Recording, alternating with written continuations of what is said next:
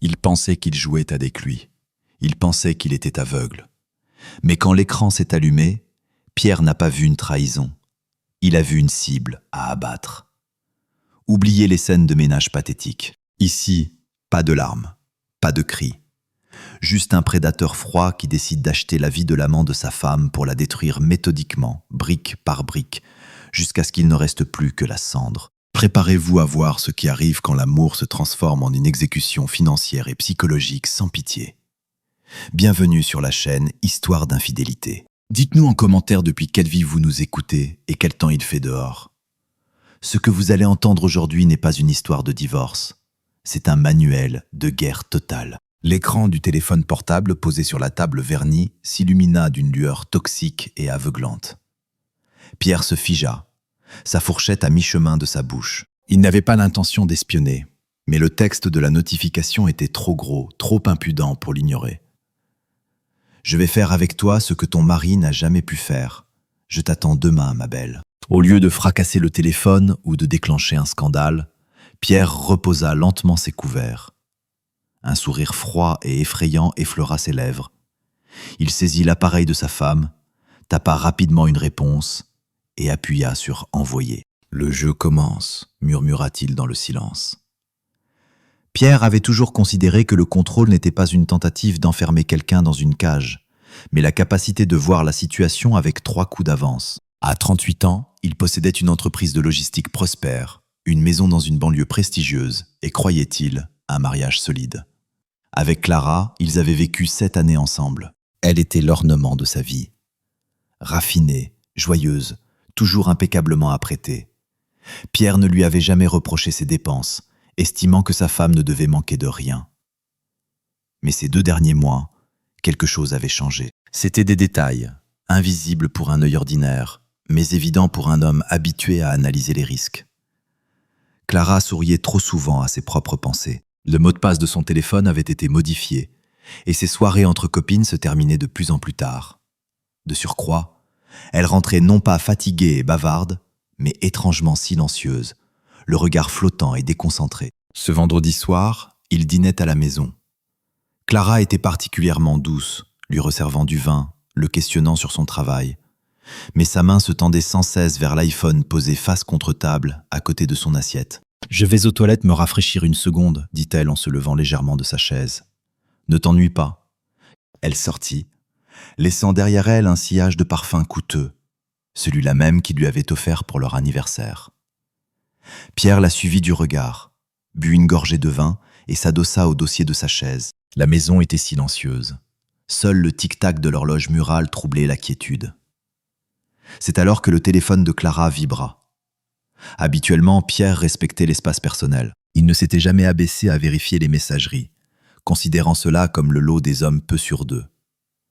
Mais cette fois, l'écran s'éclaira et le message d'une application de messagerie s'afficha entièrement. Car Clara, apparemment dans sa hâte, avait oublié de désactiver l'aperçu des textes. Le message provenait d'un contact enregistré comme coach sportif. « Je vais faire avec toi ce que ton mari n'a jamais pu faire. Tu sais bien que je suis meilleur que lui en tout. Je t'attends demain, ma belle. Prépare-toi à crier. » Le monde ne s'écroula pas. Le plafond ne s'effondra pas. Pierre se contenta de fixer ses lettres. Et en lui, quelque part au niveau du plexus solaire, un interrupteur sembla basculer. Le sentiment d'amour, d'attachement, de chaleur, tout cela fut instantanément court-circuité. Il ne restait qu'un froid glacial et une lucidité cristalline. Un coach sportif donc, et une comparaison. La comparaison la plus misérable, la plus vulgaire dont un mâle complexé était capable pour tenter de s'affirmer aux dépens d'un autre. Pierre ne cria pas. Il ne courut pas défoncer la porte de la salle de bain. Il agit comme il agissait lors de négociations difficiles, quand des concurrents tentaient de le piéger. Il connaissait le code de déverrouillage, 12-12, la date de leur mariage. Clara l'avait changé 1 mois auparavant, mais Pierre, doté d'une excellente mémoire visuelle, avait accidentellement remarqué la nouvelle combinaison. 0-0. Banal, stupide, comme toute cette situation. Il déverrouilla le téléphone, ouvrit la conversation. L'échange était animé. Des photos, des messages vocaux, des discussions sur combien Pierre était ennuyeux et toujours occupé, et comment cet étalon lui donnait de vraies émotions. Pierre esquissa un sourire. Le coin de sa bouche trembla, mais ses yeux restèrent morts. Il tapa rapidement une réponse. Il n'avait pas besoin d'inventer des menaces ou des insultes.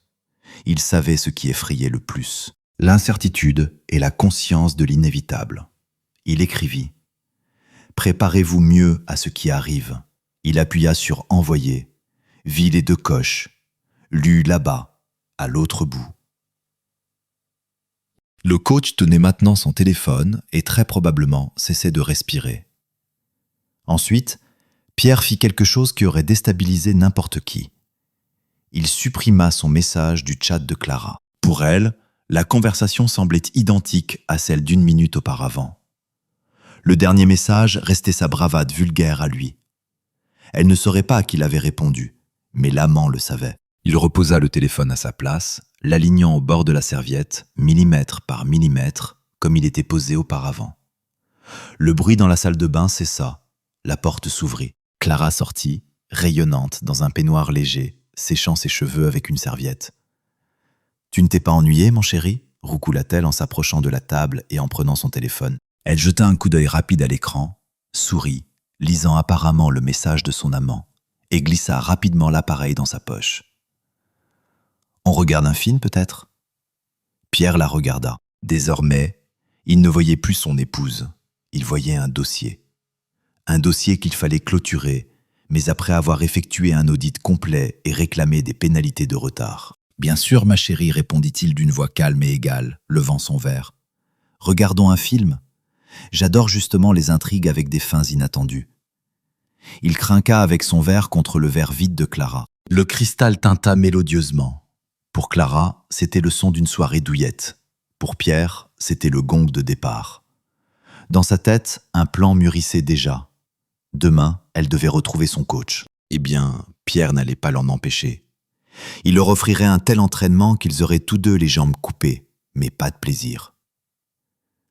Le matin du samedi débuta avec l'odeur de café fraîchement préparé et de toast grillé. Pierre se tenait devant la cuisinière, retournant soigneusement une omelette. Ses gestes étaient précis, mesurés, comme ceux d'un chirurgien avant une opération délicate. Quand Clara entra dans la cuisine, s'étirant dans son pyjama de soie, il l'accueillit avec un sourire dépourvu de chaleur mais débordant de charme. « Bonjour, ma dormeuse », prononça-t-il en posant une assiette devant elle. « Tu dois prendre des forces avant ton entraînement. » Clara tressaillit légèrement à la pause, mais se ressaisit aussitôt et sourit radieusement. « Oui, aujourd'hui c'est jour de jambes, répondit-elle en évitant de le regarder droit dans les yeux et en tendant la main vers la confiture. Le coach a écrit que le programme serait mortel. Oh, je n'en doute pas, pensa Pierre en se versant du jus d'orange. À voix haute, il dit d'un ton égal et attentionné. Tu es si appliqué. L'essentiel, c'est de ne pas en faire trop. La santé compte plus que tout. Je ne voudrais pas que tu ne puisses plus marcher après. Ils prirent leur petit déjeuner en discutant des projets du week-end. Pierre proposa d'aller voir ses parents le dimanche. Clara accepta avec enthousiasme, essayant manifestement de compenser sa culpabilité par le comportement exemplaire d'une belle fille parfaite. Cette hypocrisie, qu'il aurait autrefois pu prendre pour une attention sincère, ne lui inspirait désormais qu'un léger dégoût, comme s'il observait une mauvaise actrice dans un spectacle de pacotille. 1 heure plus tard, elle partit. Elle l'embrassa sur la joue, sentant la fraîcheur, le parfum coûteux et le mensonge, puis s'envola vers sa BMW blanche immaculée. Dès que la porte d'entrée claqua, le sourire disparut instantanément du visage de Pierre. Son visage se pétrifia. Il s'approcha tranquillement de la fenêtre, écarta le rideau et observa la voiture de sa femme franchir le portail. Puis il se dirigea vers son bureau. Dans son monde, celui de la logistique complexe et des contrats de plusieurs millions, l'information valait plus cher que l'or, et le contrôle était la base de la survie. 1 an auparavant, après une série de vols dans leur quartier huppé, Pierre avait fait installer des balises GPS de pointe sur toutes les voitures familiales. Clara était au courant, mais comme la plupart des gens éloignés de la technologie, elle pensait qu'il s'agissait simplement d'un antivol qui ne fonctionnait que si la voiture était volée. Pour Pierre, c'était la voix de Dieu. Il ouvrit son ordinateur portable, tapa son mot de passe et lança le programme de surveillance du parc automobile. Un petit point rouge sur la carte de la ville s'éloignait avec assurance de la maison. Pierre fixait l'écran comme un général une carte d'état-major. Allez, vas-y, murmura-t-il en tapotant ses doigts sur la table. Montre-moi ta salle de sport. Le point dépassa le tournant menant au club de fitness UP où Clara avait un abonnement annuel. Elle traversa le centre et tourna dans un quartier résidentiel, rempli d'immeubles identiques. Pierre connaissait ce quartier. Des logements bon marché, des problèmes éternels de stationnement, une population infiniment éloignée du cercle de relations de sa femme. La voiture s'arrêta dans la cour d'un immeuble délabré en périphérie. Moteur coupé. Pierre sortit du tiroir de son bureau les clés de son vieux SUV discret, qu'il utilisait pour de rares déplacements. Sa voiture principale, un Mercedes classe G noir, était trop visible pour une filature. 40 minutes plus tard, il se garait dans une cour voisine, enfonçant une casquette sur sa tête et mettant des lunettes noires. Il savait ce qu'il faisait. Les émotions étaient éteintes. À l'intérieur ne fonctionnait qu'un calcul froid et impitoyable. Il traversa un hall d'immeubles et déboucha dans la cour visée. La BMW de Clara brillait de sa blancheur parmi les vieilles voitures françaises crasseuses. Pierre ne s'intéressait pas à l'appartement précis où il se trouvait. Il avait besoin de voir l'ennemi en face, d'évaluer la menace. Il attendit près de 2 heures, assis sur un banc à l'ombre des arbres, faisant semblant de tripoter son téléphone, alors que sa vision périphérique contrôlait l'entrée de l'immeuble. Finalement, la porte s'ouvrit. Clara sortit la première. Elle avait l'air légèrement décoiffée, mais satisfaite. Derrière elle sortit un type d'environ 27 ans, grand, surentraîné, dans un débardeur moulant exhibant des biceps tatoués, un macho typique d'envergure locale. Mais Pierre, qui lisait les gens professionnellement, remarqua autre chose. Le type était nerveux. Il ne regardait pas Clara avec amour. Il scrutait constamment les environs, tressaillant des épaules, comme s'il s'attendait à un coup. Son regard sautait des fenêtres des immeubles aux voitures garées. Le message de Pierre avait atteint sa cible. La peur de l'inconnu était un poison qui commençait déjà à faire effet. Pierre leva discrètement son smartphone et prit une série de photos. L'appareil photo avec son excellent zoom captura le visage de l'amant dans tous ses détails. La mâchoire tendue, les yeux fuyants, les gouttelettes de sueur sur le front. Quand Clara monta dans sa voiture et partit, le type resta encore 1 minute devant l'entrée de l'immeuble, allumant une cigarette de ses mains tremblantes. Il tira avidement une bouffée, expulsa la fumée et scruta à nouveau les alentours. Puis il cracha sur l'asphalte et disparut dans la cage d'escalier sombre. Pierre retourna à son SUV. Maintenant, il avait un visage. Il ne restait plus qu'à trouver le nom et les points faibles. Pour un homme avec ses ressources et ses contacts dans les milieux influents, c'était l'affaire d'un coup de fil. Il envoya la meilleure photo au chef de son service de sécurité avec une note brève. Dossier complet. Crédit, péché, famille, peur, délai ce soir. Le jeu passait à un nouveau niveau. Pierre n'allait pas s'abaisser à une bagarre banale dans une ruelle. Ce serait trop simple pour celui qui avait osé convoiter sa propriété. Il comptait détruire la vie de ce coach méthodiquement, brique par brique, avec une absence totale de pitié. Ensuite viendrait le tour de Clara. Il démarra le moteur. Il devait rentrer à la maison avant sa femme pour l'accueillir à bras ouverts, avec un dîner frais et une question innocente. « Alors, ma chérie, bien entraînée ?» Il avait hâte de voir ses yeux quand elle lui mentirait en face, sans même soupçonner que le nœud coulant était déjà serré. Pierre était assis dans le salon, faisant semblant d'être absorbé par la lecture d'un numéro récent d'un magazine économique. En réalité, il n'avait pas lu une seule ligne. Son ouïe était tendue vers le bruit du portail qui s'ouvrirait. Quand le ronronnement du moteur de la BMW résonna dehors, il expira lentement, ramenant sur son visage le masque d'une bonhomie tranquille. Clara entra dans la maison 15 minutes après lui. Elle s'efforçait de paraître fatiguée, boitant même légèrement. Apparemment, elle avait décidé de jouer sa légende du jour de jambes jusqu'au bout. « Ouf, je suis carrément morte », souffla-t-elle en jetant son sac de sport près de l'entrée. Le coach était déchaîné aujourd'hui. Il a dit que d'ici l'été, il ferait de moi un mannequin fitness. Pierre posa son magazine et s'approcha d'elle. Il l'enlaça, la serrant délibérément fort contre lui. Clara se crispa une fraction de seconde. Son corps, conservant encore le contact d'un autre homme, rejetait instinctivement son mari. Mais elle se détendit aussitôt, posant sa tête sur son épaule. « Ma pauvre petite », murmura Pierre en respirant l'odeur de ses cheveux.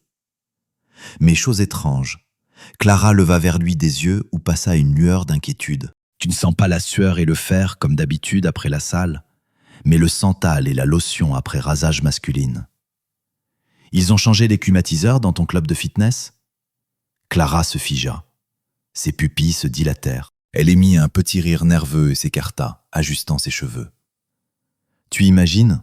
Dans les vestiaires, quelqu'un a cassé un flacon de parfum. L'odeur était épouvantable, ça a dû tout imprégner. Je vais prendre une douche, enlever cette horreur. Elle s'enfuit pratiquement au premier étage. Pierre la suivit du regard avec le même sourire glacial.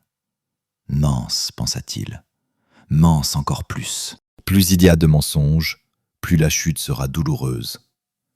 À cet instant, une notification arriva sur son téléphone. Le chef du service de sécurité, un vieil ami de l'armée nommé Nicolas, avait travaillé rapidement. Le fichier s'appelait simplement « Cible », un PDF. Pierre passa dans son bureau, se versa un whisky sans glace et ouvrit le document. Sur la photo, le macho de la cour le fixait. Nom, Thomas Mercier. Âge, 27 ans. Activité professionnelle, coach sportif indépendant, fait des extras comme videur dans la boîte de nuit Le Mirage. Situation familiale, célibataire. Finances, et c'est là que ça devenait vraiment intéressant. Pierre but une gorgée de whisky, savourant l'information. Thomas n'était pas simplement pauvre, il était dans un gouffre financier.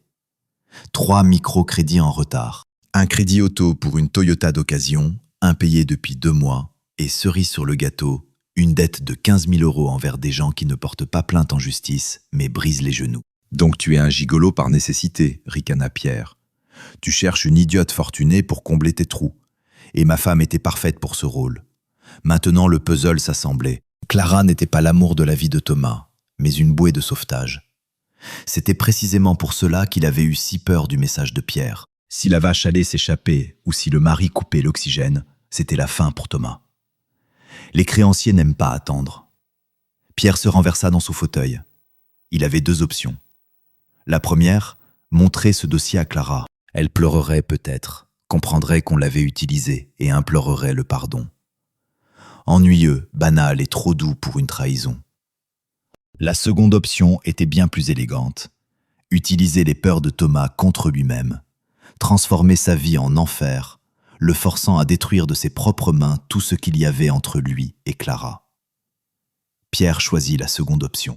Il tapa un message à Nicolas. Découvre à qui exactement il doit 15 000 €. Je veux racheter cette dette aujourd'hui, anonymement via des intermédiaires. Personne ne doit savoir que le créancier, c'est désormais moi. La réponse arriva instantanément. Compris. D'ici ce soir, on organisera la session de créance. Pierre ressentit une montée d'adrénaline.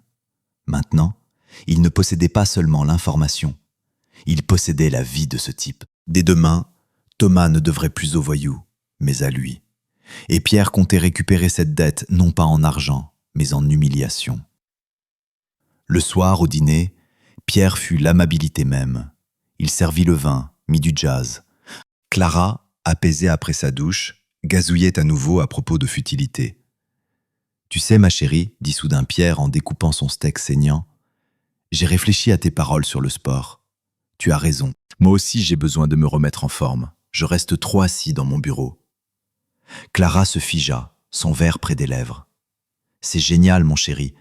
Tu veux t'inscrire dans une salle près du travail ? » ?»« Non, pourquoi ?» Pierre la regarda droit dans les yeux. « Je veux venir avec toi dans ton club, chez ton coach. On dit qu'il fait des miracles. Puisqu'il travaille si bien ton corps, je pense qu'il pourra m'aider aussi. » Le visage de Clara pâlit si brutalement qu'on aurait dit qu'on lui avait vidé tout son sang.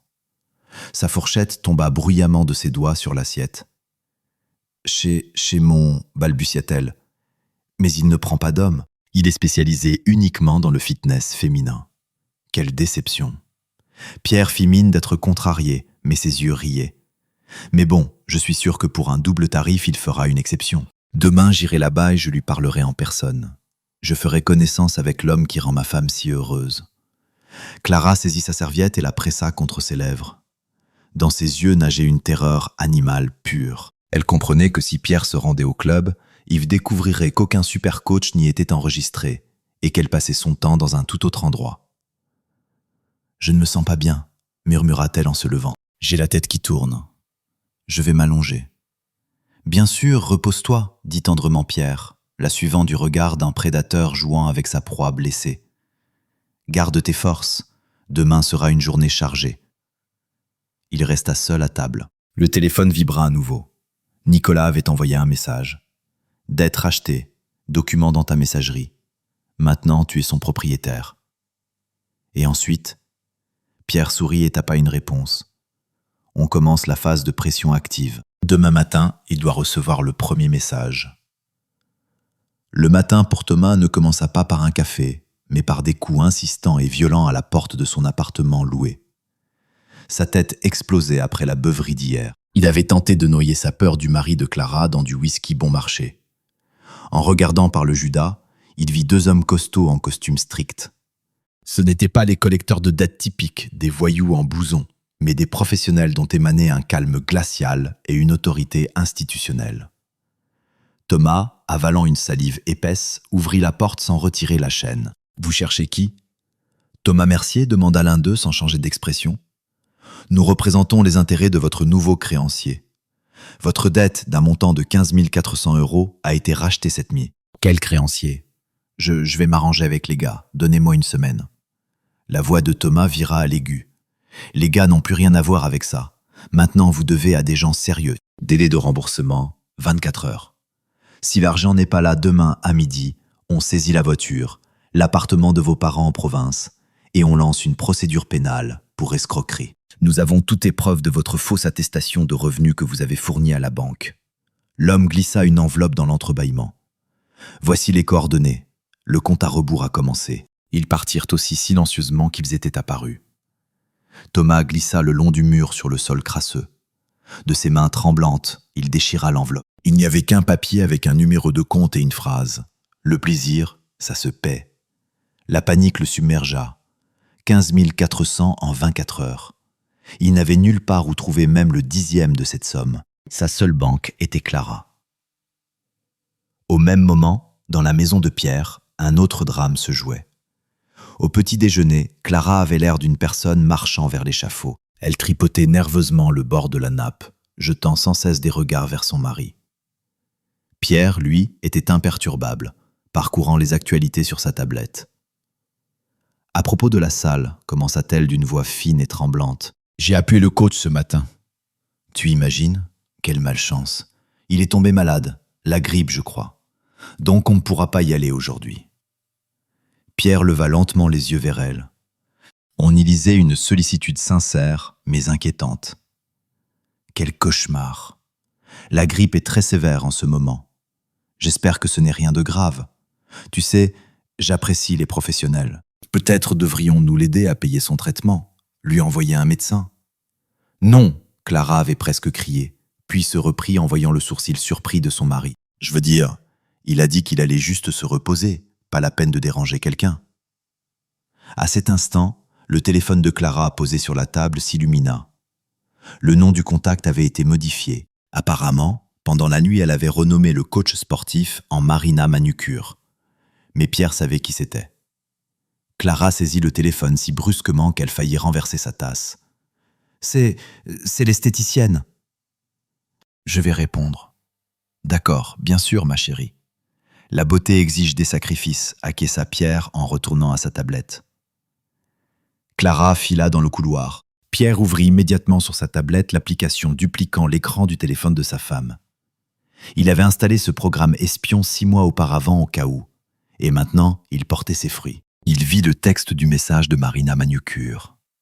« Ma belle, j'ai d'énormes problèmes.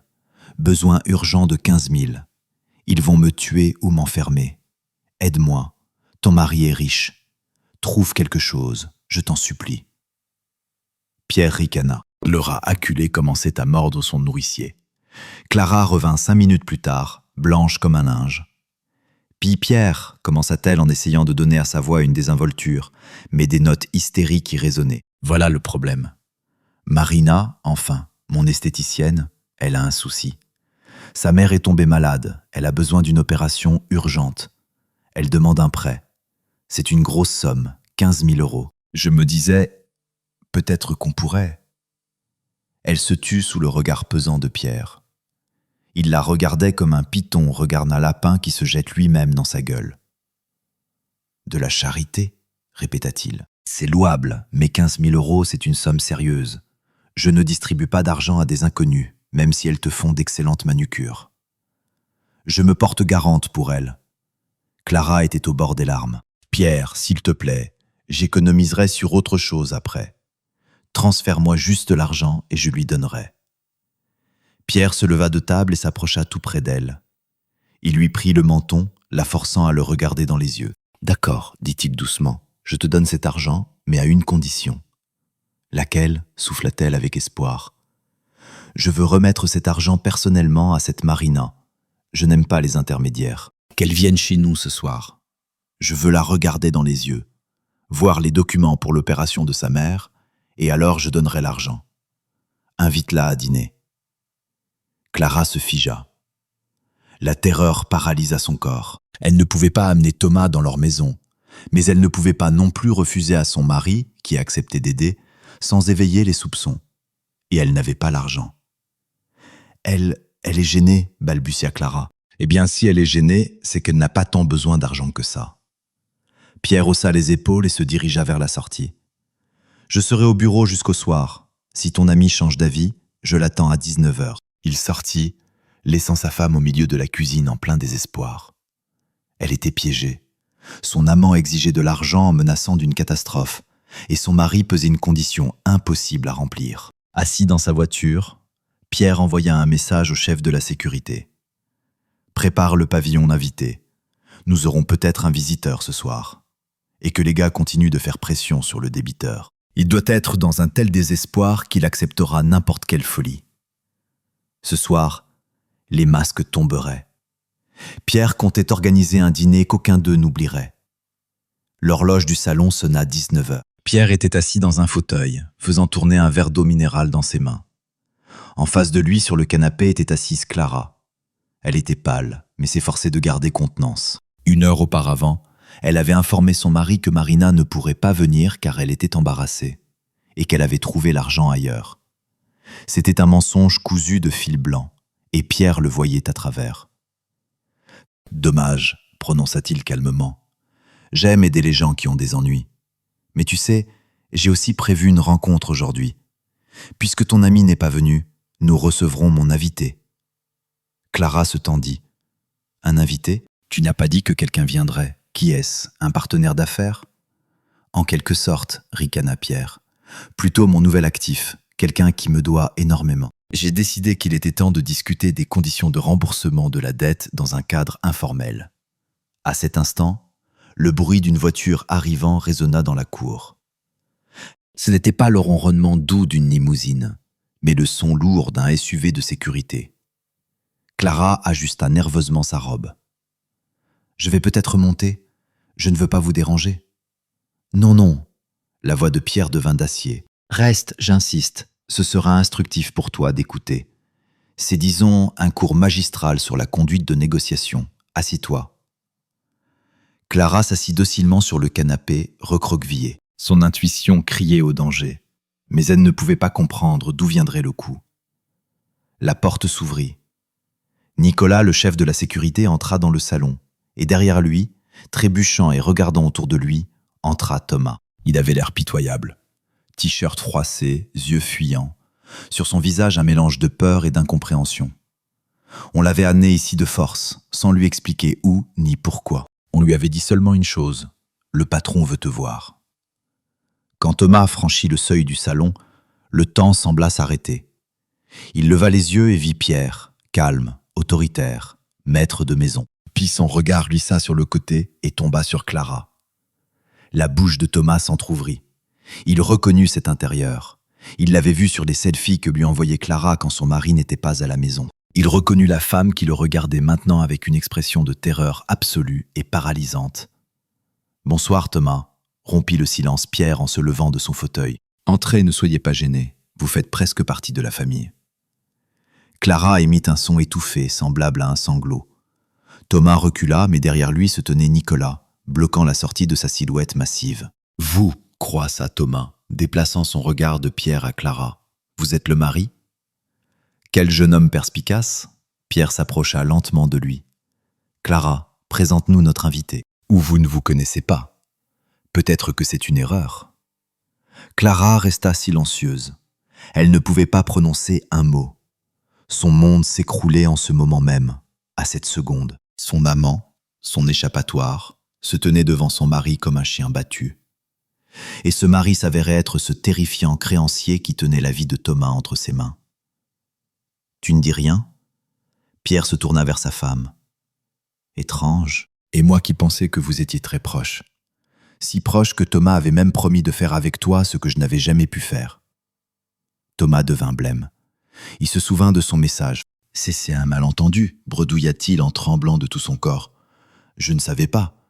Je pensais... Écoutez, je vais tout rembourser, pas la peine. » « Bien sûr que tu rembourseras. » Pierre acquiesça comme s'il parlait à un enfant déraisonnable, jusqu'au dernier centime. « Mais l'argent m'intéresse le moins en ce moment. Nous sommes réunis ici pour parler de vérité. » Pierre s'approcha de la table, prit une télécommande et alluma l'énorme téléviseur accroché au mur. « Installez-vous confortablement, dit-il. Avant de passer au dessert, je veux vous montrer un petit film, genre drame avec des éléments de comédie. » Une vidéo apparut à l'écran. Une caméra de surveillance dans un café où Clara et Thomas s'étaient retrouvés 2 semaines auparavant. Ils riaient, s'embrassaient, et Clara lui tendait une enveloppe avec de l'argent, celui-là même qu'elle avait soi-disant dépensé pour des cours de décoration. « Clara me disait qu'elle apprenait à créer du confort, » commenta Pierre en regardant l'écran. « Et il s'avère qu'elle sponsorisait un gigolo au chômage. »« Thomas, comment tu as trouvé le café payé avec mon argent? Délicieux ?» Thomas restait silencieux, la tête baissée. Clara se couvrit le visage de ses mains et pleura doucement. « Pas de larmes, » coupa Pierre sèchement. « Les larmes, c'est pour ceux qui ont une conscience. Vous n'en avez pas. Vous n'avez que la peur et l'avidité. » Il éteignit le téléviseur et se tourna vers eux. Son visage ne souriait plus. Il était dur comme du granit. « Maintenant, écoutez les conditions de votre nouvelle réalité. Toi, Thomas, tu es tombé dans un piège. Ta dette a augmenté pour dommage moral. Maintenant, tu ne me dois plus 15 000, mais 45 000. Et tu vas les rembourser, mais pas avec de l'argent. » Thomas leva la tête. Dans ses yeux brilla un espoir mêlé de terreur. « Comment ? Je ferai tout ce que vous direz. »« Oh, je n'en doute pas. » Pierre tourna son regard vers sa femme. « Tu vas dire la vérité à Clara maintenant, en la regardant dans les yeux. Dis-lui qui elle est vraiment pour toi. Dis-lui comment tu l'appelais dans tes conversations avec tes amis débiteurs. » Pierre sortit une impression des discussions de Thomas, obtenue par le service de sécurité. « Lis !» ordonna-t-il en jetant les feuilles au visage de Thomas. « À voix haute, ou demain tu iras en prison pour escroquerie, et tes parents se retrouveront à la rue. » Thomas ramassa la feuille de ses mains tremblantes. Il regarda Clara. Dans son regard, il n'y avait pas d'amour. Il n'y avait que de la haine envers elle pour l'avoir entraînée dans cette histoire, et une peur animale pour sa peau. « Lis !» rugit Pierre, et sa voix fit trembler les vitres. Thomas déglutit et commença à lire d'une voix basse et brisée. « Cette vieille idiote a encore ramené du fric. Elle gobe n'importe quel mensonge. Corps flasque, mais pour l'argent on peut supporter. Dès que j'aurai soldé mon crédit, je l'enverrai au diable. » Un silence de mort s'installa dans la pièce, seulement troublé par les sanglots étouffés de Clara. Chaque mot était comme un coup de fouet. Pierre se tenait debout, les bras croisés sur la poitrine, observant comment s'effondrait la dernière illusion de sa femme. Il ne les punissait pas simplement, il détruisait leurs sentiments, leurs liens, leur dignité humaine. Et ce n'était que le début de la soirée. Les mots restèrent suspendus dans l'air comme un brouillard lourd et suffocant. Clara restait immobile, son visage se couvrant de plaques rouges. Elle regardait le type qu'elle considérait encore ce matin comme un héros passionné et voyait devant elle une créature pitoyable et tremblante, prête à la vendre pour un paiement de crédit en retard. « Corps flasque » répéta-t-elle dans un murmure, et des notes d'hystérie résonnèrent dans sa voix. « Vieille idiote, Thomas, tu disais que j'étais une déesse. » Thomas n'osait pas lever les yeux vers elle. Il froissa la feuille de papier dans sa paume moite. « Clara, enfin tu comprends, il fallait bien dire quelque chose aux potes. Ce ne sont que des mots. »« Ça suffit. La voix de Pierre claqua comme un coup de feu. Le spectacle est terminé. Les acteurs ont joué sans talent, mais l'essentiel est clair. Il s'approcha de Thomas et lui retira la feuille froissée des mains. Tu es libre pour l'instant. Mon avocat te contactera demain pour établir un calendrier de paiement. Tu me paieras pendant les 5 prochaines années, chaque mois. Si tu es en retard ne serait-ce qu'un jour, tu connais les conséquences. Maintenant, dehors de ma maison. Thomas hocha la tête, n'osant croire à sa chance qu'on le laisse partir vivant. Il jeta un dernier regard plein de haine à Clara, car c'était à cause d'elle qu'il était tombé dans ce piège, et il se retira précipitamment. La porte claqua derrière lui, laissant dans le salon un silence vibrant. Pierre se tourna lentement vers sa femme. Maintenant, ils étaient seuls, sans témoin, sans tampon. Seulement lui, elle et les ruines de leur mariage. Clara sursauta soudain. Elle se précipita vers son mari, tentant de lui attraper la main, mais il recula avec dégoût. « Pierre, mon Pierre, tu as entendu ? Tu as tout entendu ?» débita-t-elle en s'étouffant de larmes. « Il m'a utilisé, il m'a trompé. Je suis une victime, Pierre. Je me suis juste perdue. Tu me manquais. Et ce salaud, il m'a embrouillé la tête. Pardonne-moi, je t'en supplie. Je n'aime que toi. » Pierre la regardait avec la curiosité froide d'un entomologiste observant l'agonie d'un insecte. « Une victime ?» répéta-t-il calmement. « Non, ma chérie. Une victime, c'est quelqu'un qui souffre sans faute. Et toi, tu es une investisseuse. Tu as investi ton temps, ton corps et mon argent dans un projet déficitaire. Et maintenant, il est temps de constater les pertes. » Il se dirigea vers son bureau et sortit un dossier de documents. « Je suis au courant de tes aventures depuis 2 semaines. Tu sais ce que je faisais pendant tout ce temps pendant que tu musclais tes fesses ?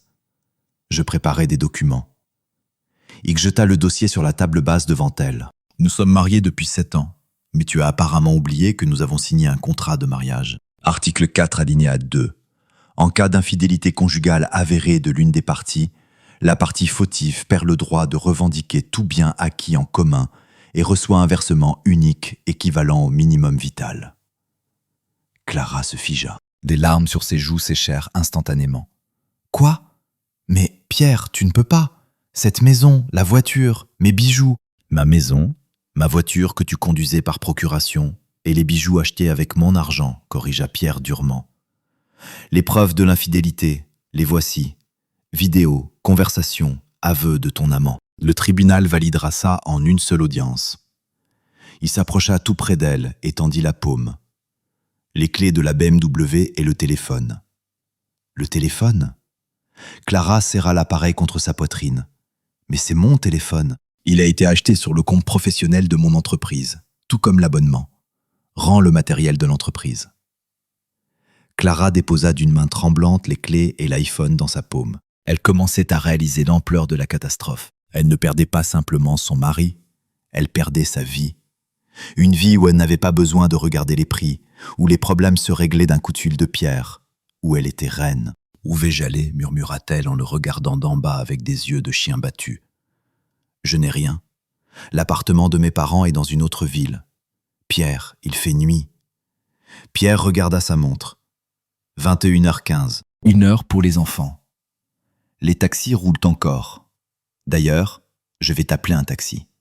Classe économique, évidemment. Jusqu'à la gare. Le billet pour aller chez ta mère, tu l'achèteras toi-même. J'espère qu'il te reste du liquide. J'ai bloqué les cartes il y a 10 minutes. Tu me mets dehors, maintenant, après 7 ans de mariage, à cause d'une seule erreur ? La colère perça à nouveau dans sa voix.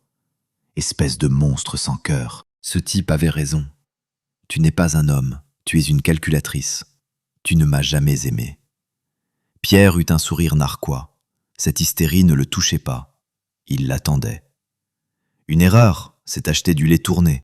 Mais coucher avec un autre homme, discuter avec lui de quel connard je suis et le sponsoriser avec mon argent, ça c'est de la trahison. Et je ne garde pas les traîtres. Il appuya sur le bouton de l'interphone au mur. « Nicolas, entre. Aide Madame Clara à rassembler ses affaires. Seulement les effets personnels, vêtements, chaussures, cosmétiques. Pas de bijoux, pas d'électronique, pas de fourrure achetée par moi. Elle a 1 heure. Ensuite accompagne-la hors du portail. Tu vas le regretter, hurla Clara en bondissant du canapé. Je vais te poursuivre en justice pour la moitié. Je vais engager les meilleurs avocats. Avec quel argent demanda froidement Pierre en se détournant. Tu n'as même pas de quoi payer une consultation. Adieu, Clara. Il se dirigea vers son bureau, fermant solidement la porte derrière lui. Entendant les cris et les pleurs commencer derrière le mur, il s'approcha de la fenêtre. En bas se tenait sa voiture, noire, puissante, fiable. « Je vais faire avec toi ce que ton mari n'a jamais pu faire », se souvint-il de la phrase de l'amant. En effet, dit Pierre à son reflet dans la vitre sombre, ton mari n'aurait jamais pu te laisser dans la rue sans un centime auparavant, mais tu m'as forcé à apprendre. Maintenant l'attendait la partie la plus agréable, observer comment elle essayerait de survivre dans le monde réel, celui dont il l'avait si soigneusement protégée. Un mois passa. Pour Pierre, cette période fut un temps d'épuration froide et étrange. La maison, libérée de la présence du mensonge, ne semblait plus vide. Elle semblait pure. Les odeurs étrangères avaient disparu. La tension de fond constante qui le forçait inconsciemment à attendre un coup de poignard dans le dos avait disparu. Les affaires prospéraient.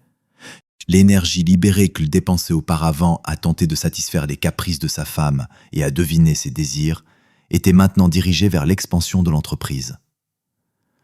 Pierre conclut 2 gros contrats avec des partenaires asiatiques, acheta un nouveau terrain pour un entrepôt et enfin commença à dormir suffisamment. Mais en véritable stratège, il continuait à garder la main sur ses investissements. Chaque vendredi, un rapport du service de sécurité arrivait sur son bureau. 2 dossiers minces, cible C et cible T. Pierre ouvrit le dossier marqué T. Thomas. La vie de l'ancien macho s'était transformée en course effrénée. Sous la pression de la dette et la menace réelle de prison, les avocats de Pierre travaillaient avec virtuosité. Ayant trouvé quelques autres péchés dans son passé, Thomas avait pris 2 emplois. Le jour, il portait des sacs de ciment sur un chantier. Et la nuit, il conduisait un taxi dans une épave louée, car il avait dû vendre sa propre voiture pour rembourser la première partie de sa dette. Les photos dans le rapport réjouissaient le regard. Thomas avait maigri, perdu sa forme soignée. Des cernes sombres s'étaient installées sous ses yeux. De son ancienne arrogance, plus aucune trace. L'autre jour, il avait viré 600 € à Pierre. Une goutte misérable dans l'océan de sa dette. Mais pour Pierre, ce n'était pas le montant qui importait. C'était le fait lui-même. Le coach qui rêvait de vivre au crochet d'une femme riche trimait maintenant comme un bœuf pour payer la tranquillité de son ancien rival. Pierre reposa le dossier et prit le second. Cible C, Clara. Ici, tout était encore plus prosaïque. La fierté dont elle avait tenté de se couvrir ce soir-là quand on l'avait mise dehors s'était évaporée au bout de 3 jours. Sa mère l'avait accueillie froidement. Dans le petit 2 pièces en périphérie de la ville qui sentait le poisson frit et le vieux papier peint, il n'y avait pas de place pour la reine Clara. Les disputes avaient commencé. Clara tentait de vivre selon ses vieilles habitudes, dormir tard, exiger des produits de qualité. Mais elle se heurta rapidement à la dure réalité de la pension de retraite de ses parents. Les amis, c'était un chapitre à part. Les copines mondaines avec qui elle buvait du champagne et riait des maris ennuyeux s'étaient instantanément évaporées. Qui avait besoin d'une femme divorcée sans argent, sans statut, et avec une réputation ternie? Pierre ne s'était pas gêné et avait soigneusement par des tiers distillé l'information sur la cause du divorce dans leur cercle commun. Dans un monde où tout repose sur l'argent des maris, une infidélité avec un coach sportif sans le sou était considérée non seulement comme un péché, mais comme de mauvais goût, un signe de stupidité. Clara fut rayée des listes d'invités partout. Le soir, Pierre sortit du bureau. La pluie d'automne brunait, transformant la ville en une tache grise floue. Il s'approcha de sa Mercedes classe G, et là, de l'ombre d'une colonne, se détacha une silhouette. Clara. Elle portait le manteau qu'il lui avait acheté 2 ans auparavant, mais maintenant ce vêtement paraissait étranger sur elle, comme un manteau royal sur une mendiante. Pas de coiffure, un minimum de maquillage, trempée et tremblante. Pierre. Elle fit un pas vers lui barrant le passage vers la portière conducteur. Pierre s'arrêta. Il n'éprouva ni colère ni pitié, seulement une légère irritation, comme face à une mouche importune. « Clara, tu as des problèmes pour payer un taxi ou tu es venue rendre les clés d'un coffret oublié ?»« Je suis venu parler. Elle tenta de lui prendre la main, mais il ne bougea pas, et sa main resta suspendue dans l'air. Je ne peux plus continuer comme ça. Je vis en enfer. Ma mère me harcèle tous les jours. Je ne trouve pas de travail. On ne me prend nulle part sans expérience. Pierre, j'ai tout compris. Elle leva vers lui des yeux rougis de larmes. Il débordait d'espoir que tout pouvait encore être rembobiné, que lui, son mari fort et magnanime, allait maintenant fondre, l'installer dans la voiture chaude et la ramener à la maison. Je suis content que tu aies compris, acquiesça sèchement Pierre. L'expérience est la fille des erreurs difficiles. Ne te moque pas de moi, sanglota-t-elle. Je vois bien que tu es malheureux tout seul. Tu as besoin d'une femme, tu as besoin de confort. Essayons de repartir de zéro. Je serai parfaite, j'oublierai tout. Je laverai les sols, je cuisinerai. Je ne regarderai aucun homme.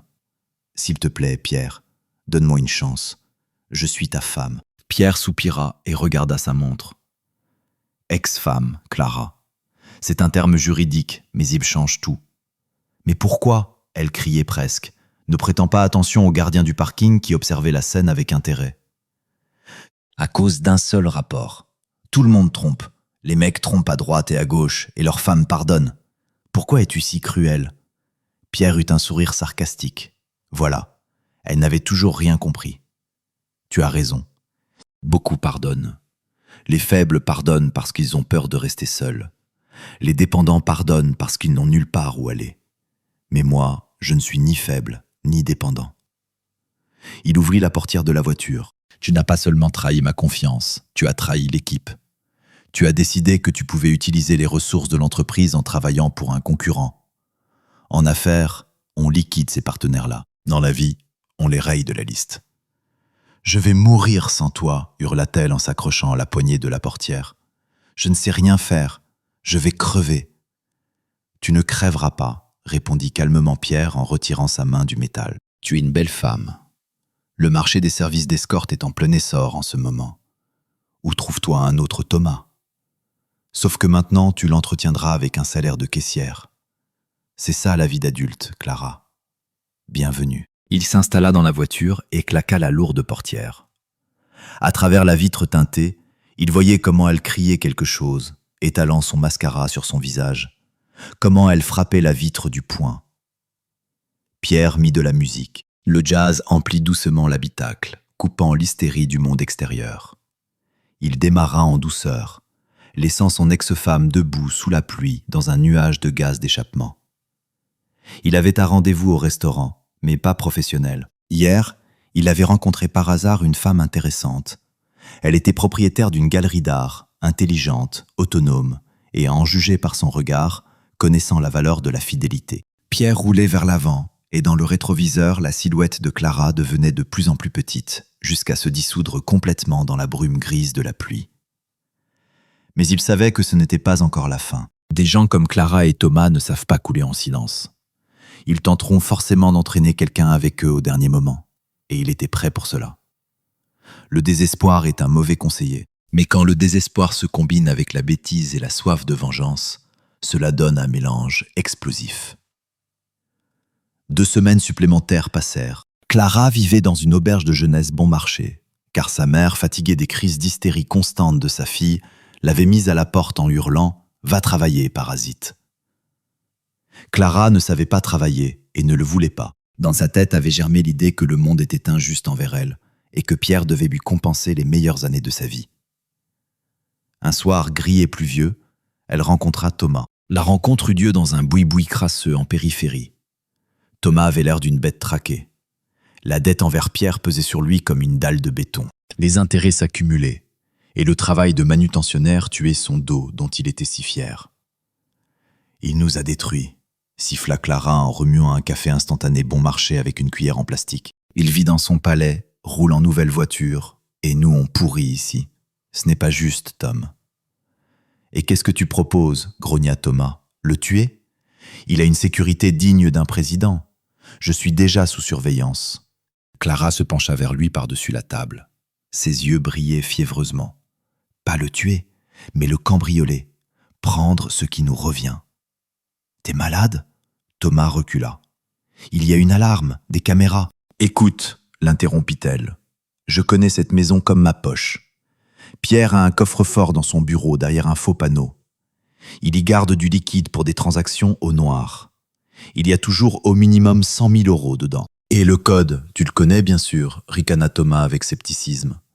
Le code est ancien, mentit Clara avec assurance, bien qu'en réalité elle ne faisait qu'espérer. Il est paranoïaque en affaires, mais conservateur dans la vie quotidienne. Il ne change pas les codes de coffre pendant des années. Et surtout, j'ai vu son post sur les réseaux sociaux. Demain, il part pour une conférence à Dubaï pendant 3 jours.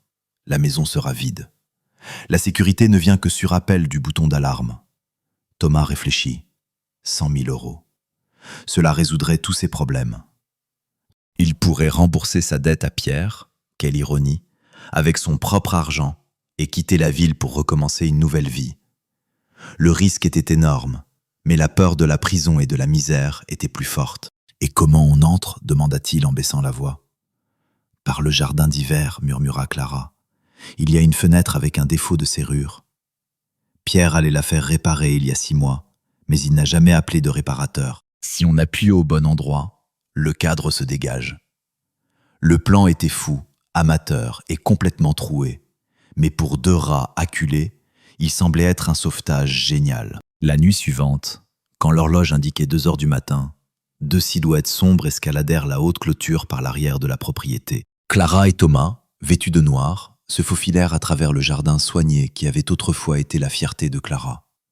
« Doucement, espèce d'ours !» siffla-t-elle à Thomas quand il fit craquer une branche. « On n'y voit que dalle !» grogna-t-il. La fenêtre du jardin d'hiver céda effectivement. Clara ressentit un élan de triomphe. « Tu vois, Pierre, pensa-t-elle avec satisfaction, tu n'es pas si parfait que ça. Tu as oublié la fenêtre. » Ils pénétrèrent dans la maison. Le silence était sinistre. Seulement le bourdonnement du réfrigérateur dans la cuisine et le battement de leur propre cœur. Clara conduisit son amant avec assurance vers le bureau de son mari. Chaque pas sur le parquet coûteux résonnait à leurs oreilles comme un tonnerre. « Ici !» Elle poussa la lourde porte en chêne du bureau. La lumière de la lune tombait sur le bureau où Pierre avait signé l'arrêt de mort de leur relation. Clara s'approcha de la bibliothèque, appuya sur un ressort caché, et le panneau coulissa, révélant un coffre-fort en acier. « Le voilà !» souffla-t-elle. « L'argent est là-dedans. » Thomas se lécha avidement les lèvres. « Vas-y, ouvre vite !» Clara composa la combinaison de ses doigts tremblants, la date de naissance de Pierre. La serrure bipa et s'alluma en rouge. Erreur. « Merde !» murmura-t-elle. « Mon doigt a dû glisser. » Elle réessaya. Erreur. « Tu as dit que tu connaissais le code » siffla Thomas en paniquant. « Je le connais. Peut-être la date du mariage. » Elle entra les chiffres. Lumière rouge. « Idiote !» Thomas l'attrapa par l'épaule. « On se tire d'ici. Le blocage va se déclencher. » Mais c'était trop tard. À cet instant, aucune sirène ne hurla. Il se produisit quelque chose de plus terrible. Dans toute la maison et dans le jardin, des projecteurs d'une luminosité aveuglante s'allumèrent simultanément. Le bureau fut inondé d'une lueur blanche qui fit mal aux yeux. Un déclic sec de la serrure de la porte d'entrée se fit entendre. Des pas lourds. Clara et Thomas se plaquèrent dans un coin, se protégeant les yeux de la lumière avec leurs mains. Dans l'embrasure de la porte du bureau apparut une silhouette. Ce n'était pas une patrouille de police, c'était Pierre. Il n'était pas à Dubaï, il était ici, vêtu d'un costume impeccable, calme, un verre de whisky à la main. Derrière lui se tenaient Nicolas et 2 agents de sécurité, armes au poing. « Bonsoir », prononça Pierre en prenant une gorgée. « Je vous attendais hier, mais vous avez apparemment pris votre temps pour rassembler votre courage. »« Tu n'es pas parti ?» croassa Clara en glissant le long du mur. « Le poste sur Dubaï était pour vous, mes chers », sourit Pierre d'un sourire froid et effrayant. « Publicité ciblée ? Vous étiez les seuls à le voir. Ça s'appelle un pot de miel, un piège pour les ours avides. » Il s'approcha du bureau et s'assit dans son fauteuil, regardant les cambrioleurs tremblants. « Et la fenêtre du jardin d'hiver ? Clara, tu pensais vraiment que moi, un homme qui contrôle chaque boulon de son empire, j'oublierais une serrure cassée ? Je l'ai laissée ouverte exprès pour que vous entriez de votre plein gré. »« Pourquoi ?» souffla Thomas. « Vous auriez pu simplement nous faire arrêter. » »« Arrêter pour vandalisme mineur ou tentative de vol ? Ennuyeux. Il vous donnerait du sursis, vous sortiriez. Vous pleurnicheriez dans des interviews que je suis un tyran. Non. Pierre posa son verre sur le bureau. Le bruit fut comme le coup de marteau d'un juge. Maintenant, c'est une effraction avec vol en bande organisée. Plus Thomas a certainement un couteau ou un passe-partout dans sa poche. Ça devient du vol à main armée. Les peines sont complètement différentes, de 7 à 12 ans. Clara tomba à genoux. « Pierre, pas la police. On partira. On disparaîtra. » « Vous ne partirez plus. » Pierre appuya sur un bouton de son téléphone. La patrouille a été appelée il y a 5 minutes. Ils sont déjà au portail. Au loin retentirent des hurlements de sirènes. « Je vous ai donné une chance de partir dignement il y a 1 mois, dit Pierre en se levant et en s'approchant de la fenêtre pour voir les voitures de patrouille avec leurs gyrophares entrer dans la cour. Vous avez choisi de revenir et de voler. Maintenant, vous allez bénéficier d'une pension complète aux frais de l'État. Les portes de la maison s'ouvrirent avec fracas. « Tout le monde à terre, force spéciale !» résonna dans le manoir. Pierre s'écarta calmement, observant comment les personnes qui avaient détruit sa famille étaient plaquées face contre son précieux parquet. Le temps est un sculpteur étonnant. Il transforme certains en statues majestueuses. D'autres, il les réduit en poussière.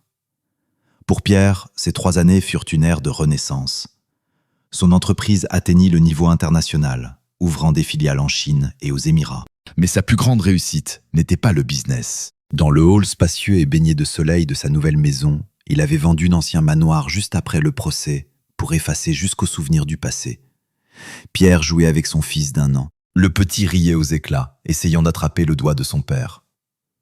Près de la terrasse était assise Emma, cette propriétaire de galerie. Elle les regardait avec une tendresse où il n'y avait pas une once de faux-semblant. Avec Emma, Pierre avait découvert ce qu'était un véritable partenariat. Sans jeu, sans manipulation, sans nécessité d'acheter l'amour. « Tu as reçu une lettre ?» Emma entra dans la pièce, tenant une enveloppe en papier gris grossier. Le cachet indiquait le numéro d'une colonie pénitentiaire. Pierre prit l'enveloppe. Il savait de qui elle venait. Le procès avait été rapide et impitoyable. Tentative de vol en bande organisée d'un montant considérable. Les avocats qu'avait engagé Pierre pour l'accusation n'avaient laissé aucune chance à la défense. Clara avait écopé de 5 ans en régime ordinaire. Thomas, chez qui on avait trouvé d'anciens délits liés à la drogue, était parti pour 8 ans en régime strict. Pierre fit tourner l'enveloppe dans ses mains.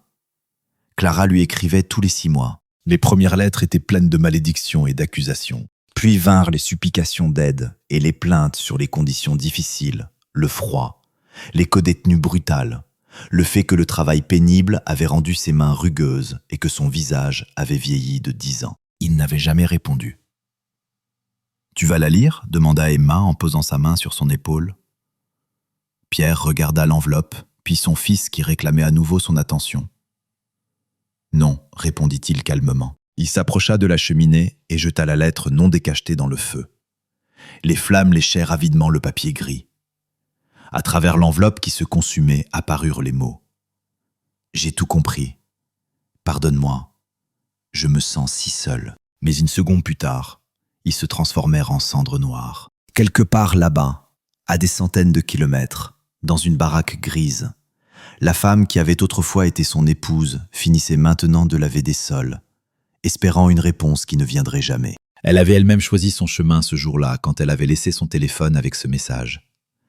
Elle voulait des sensations fortes, elle les avait obtenues.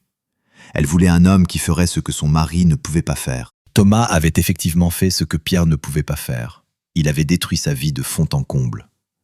Et Thomas ? Pierre avait entendu des rumeurs selon lesquelles l'ancien coach avait du mal en colonie. La dette envers Pierre n'avait pas disparu. Le titre exécutoire l'attendait à sa sortie, gonflant avec les intérêts. Toute sa vie future appartenait déjà à Pierre. Ce n'était pas de la vengeance, c'était de la justice. Pierre retourna au canapé et souleva son fils dans ses bras.